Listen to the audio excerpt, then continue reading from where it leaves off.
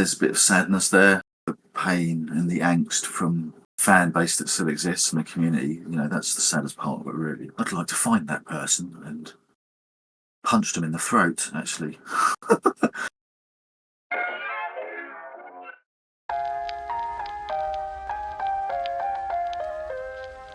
My name is Mark Healey. Yeah, and I was one of the original co-founders of Music Molecule some 17 or 18 years ago, I think it was now.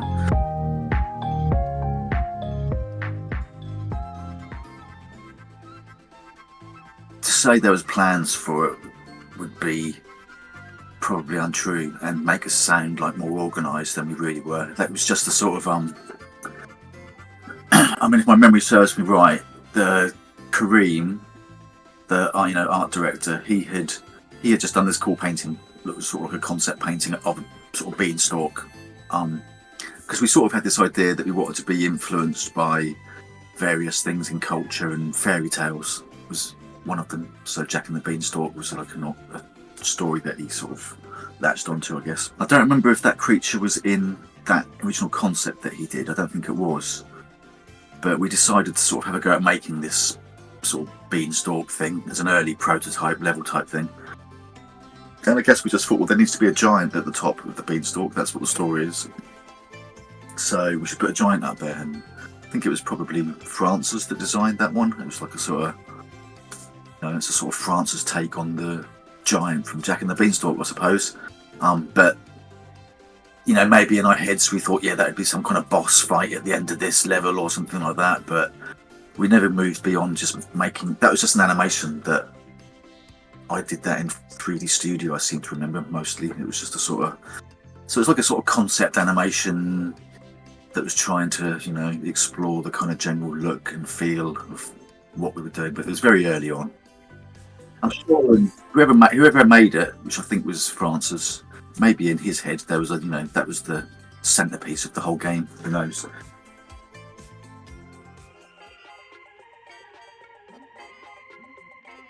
Kareem had just done this concept painting, and when I say painting, I mean a literal painting with paints and brushes and things, because he's a quite traditional artist in that sense. And we thought the painting looked good, and we thought, well, we'll have a go at making it into a level. But we sort of realised that that's probably not the best way to do level design after we did it.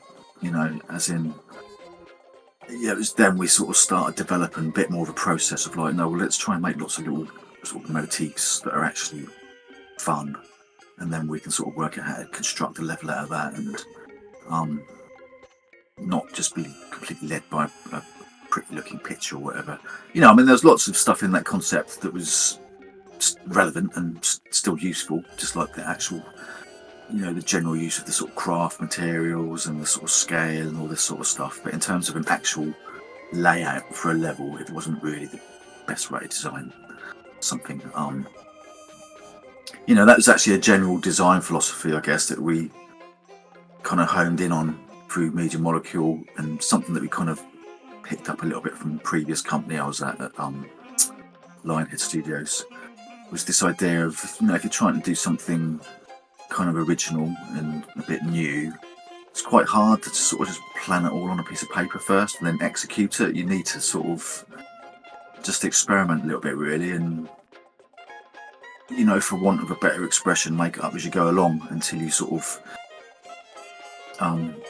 it's more like the act of you trying to find it gets revealed to you, rather than you just having this like, yeah, I know what we're going to do, let's do this and go. That's more the sort of discovery, exploration phase, and then at some point you have got an idea of what you're kind of doing, and then it's a bit more, well, we need to knuckle down and just actually start doing it now.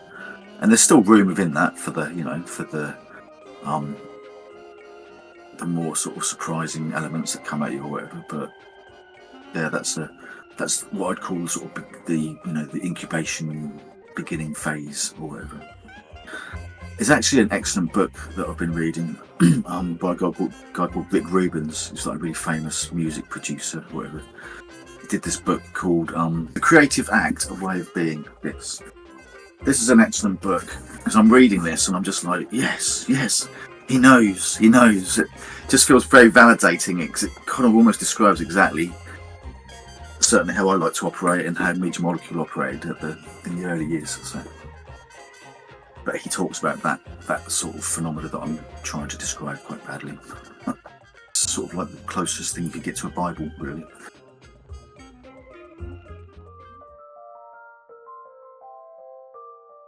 Okay, yeah. So the ice. God, I've forgotten about that.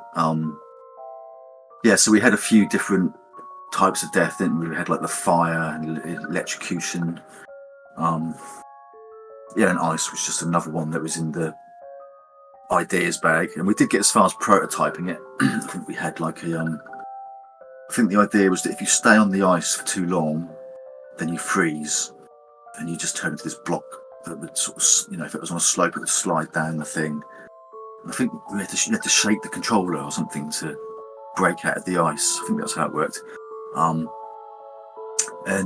I think that first test that we did of it was kind of okay. Felt a little bit irritating actually that you had to sort of shake the pad, but it was probably just more a case of like, well, we've got like a finite amount of time we want to do this whole thing in, and sometimes you just have to sort of chop things. So we might have thought we'll come back to that at another time, but maybe just never did. So it was probably just being pragmatic in terms of like, okay, let's edit our ambitions a little bit here so we can. And I guess the other ones just felt like they were bigger bang for buck or something.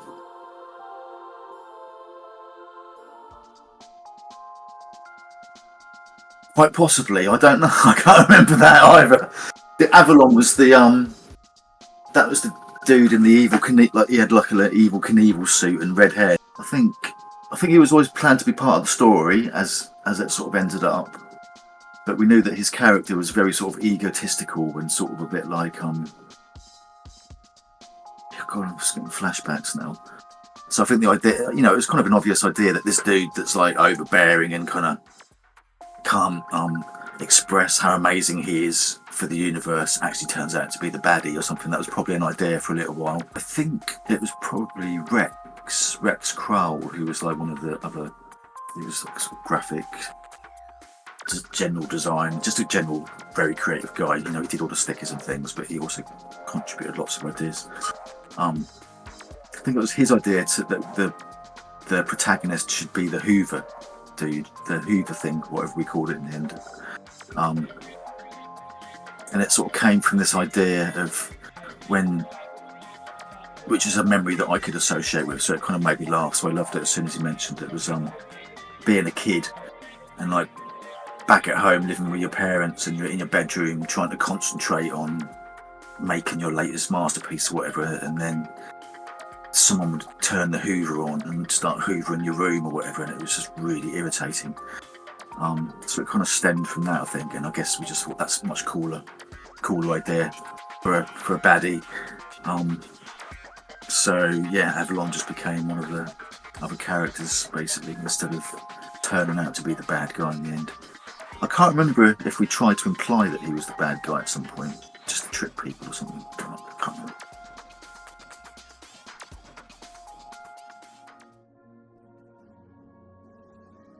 I can't actually bloody remember his proper name, but it was the one. Was it Higginbotham or something? The one that speaks like he's really spaced out. Yeah, I think he is the last one introduced as well. And when the levels get really trippy, and he's based on his accent is based on a character from a film called With Nail and Eye. And it's this character who's like just really stoned, basically. And he's just like, oh, I don't think you should say that. But it's basically based on someone who's like a bit of a stoner and a bit spaced out. And I just loved the I can't remember who the actor was that we got to do that voice, but it just came out perfect. It just made me laugh every time. So probably that one.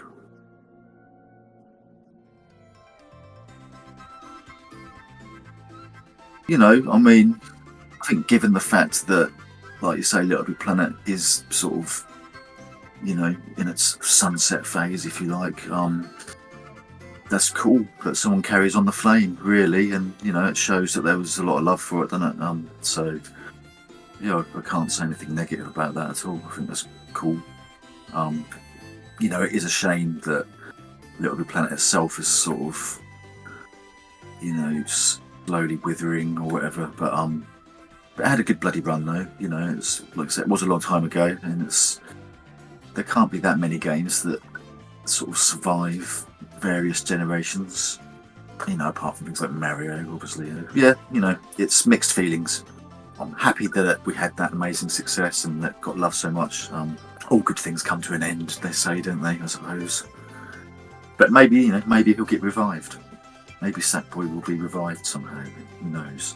Maybe Sony will, like, you know, see the light somehow. And I actually get, you know, I kind of get the impression.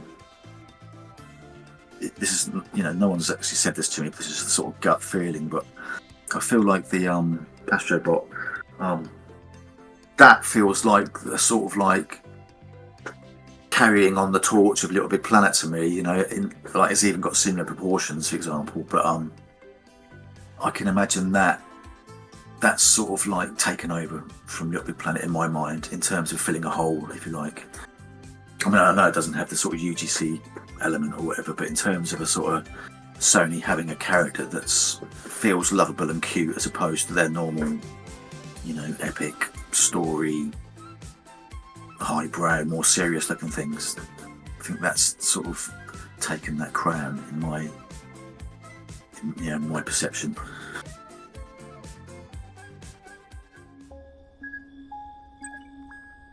So, I mean, to be fair with you, it's not like I played that game all the way through or anything. I played it a bit because obviously we were sort of, you know, they'd want to get some feedback off us when it was being made and things. So I did, you know, play a few levels and stuff. And, you know, I think they did a good job, really. They added some cool additions to the Create tools, from what I understand.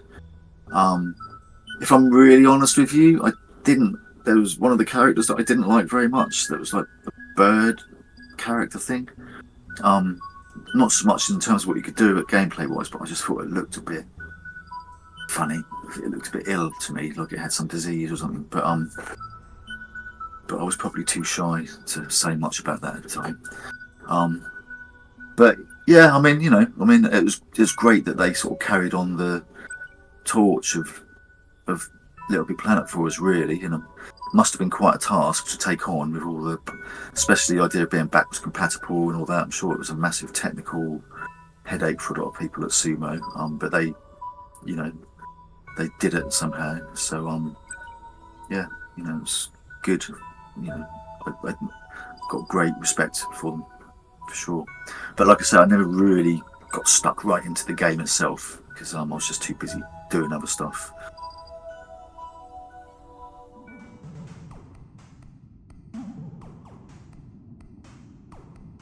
Well, I think we were sort of delighted that we had the opportunity to use that license, because you know the dude that makes Metal Gear Solid, whose name I forget, which is probably really bad of me. He was a big fan of LittleBigPlanet. I remember me and Kareem bumped into him at some game show or something, and because you know he's a massive celebrity, isn't he? He's like got 50 trillion followers on Twitter or whatever. He's got like a big fan base and stuff. We kind of bumped into him and he had his assistant with him. I don't think he speaks good English, or he didn't at the time anyway. So he was about 10 meters away from us and he sort of sent his assistant over to us. And his assistant said, "So and so says he loves your game. Great respect." And we just sort of nodded back at him formally. It was quite a strange encounter, actually. But yeah, anyway, obviously to get that license was a big coup, really. So we wanted to really milk it, and the core of it was like, well, let's add this Paintinator gun. We wanted to have a gun of some sort, but at the same time, you know, because of the sort of the cuteness, if you like, of Sackboy and stuff like that, we thought we can't put real guns in there. It sort of feels a bit like anti-craft, you know, a LittleBigPlanet in some ways. But like, you know, we came up with the idea of the paint gun, which is obviously ticks the boxes in terms of what you can do, but gameplay wise, but it's a bit more playful and fun. Felt more in line with the craft aesthetic of things. So that was the kind of start, if you like. We were like, well, we want to put that in, and then obviously built a bunch of levels and gameplay around that, essentially. So yeah, and that sort of opened up the general idea that we could sort of do some DLC packs that would add the sort of functionality to the, because we're very conscious of like, well, okay, people could use this new power up to make lots of other types of levels and things. So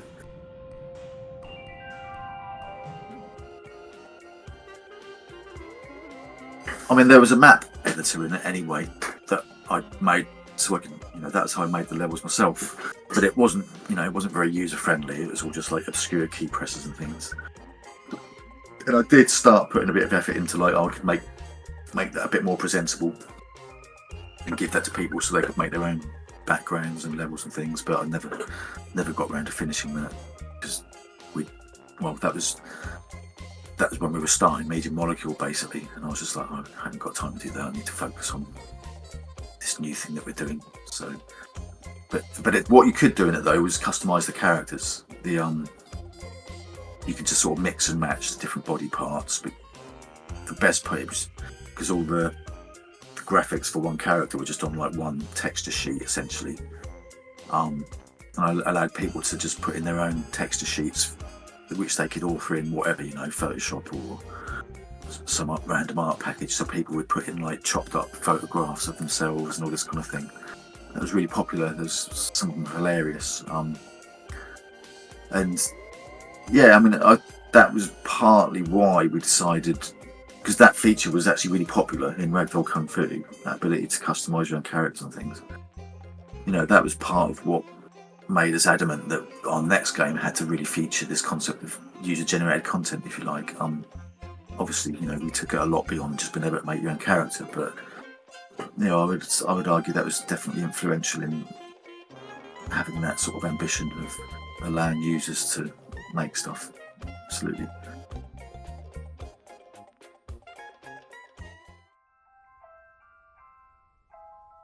Well, obviously there's a bit of sadness there. I'm certainly aware of the pain and the angst from the fan base that still exists in the community. That's the saddest part of it, really. But I always try and be positive about these things, and I'm like, well, in terms of me being a creator and a games maker or whatever, I'm like, well, at least it happened. At least we sort of had that thing that was really successful for a time, and there was it's like a star that shines bright for a little while, and then it's the way of nature, things die out, I suppose. So I'm happy that it happened, if you like. I guess it does seem like a shame, like you can't help thinking there could have been something that could have been built on there and continued, for sure. And maybe they still will, who knows? Maybe they'll get to like, we need a blah, but like I say, I think Astrobot is kind of ticking that box for them at the moment. So yeah, mixed feelings, I suppose, but mostly I'm grateful to have been a part of it, and that it was what it was. It obviously changed my life a lot, and it seemed to have touched a lot of people in a good way. So I'm sort of just really I wouldn't use the word proud, because pride is supposed to be one of the deadly sins, isn't it? But grateful. I'd say I'm grateful that I was a part of it. Yeah. So yeah, I think that's I certainly I can't allow myself just to sit here and cry about it, for sure, because I'll be dead soon, and I need to focus on trying to enjoy my life. It's cool. It had its moment, did its thing, and shone brightly, and then withers away. Yeah, I mean, I don't know it's hard to say what the reasons are. There's shit just happens, doesn't it? What Chili Bath 95 is doing, heart his upcoming victims He makes a list, does a false good grief report. I don't know if it's using modding, and the report goes through and people are getting banned for it. And I'm not just talking LittleBigPlanet bans, I'm talking full-on PlayStation Network suspensions. Yeah, I don't know. That person must have a really horrible existence or something. I don't know. That's really sad. I didn't actually know that. I'd like to find that person and punch them in the throat, actually. Probably wouldn't want to punch them when we saw them, though. We'd probably like be overwhelmed with like feeling very sorry for them or something. I don't know. Who knows? Yeah, that's really annoying. Yeah, I didn't actually know that. There's always someone who likes to wreck things, isn't there? I don't know why. I can't believe that would be just because of that one hacker. I mean, that, you know, that sounds to me like a lack of will to want to sort it out, actually. But that's what I want to believe. That's too frightening to believe that one person could shut something down just by being a bit malicious like that, isn't it? I'd be surprised if that was the sole reason.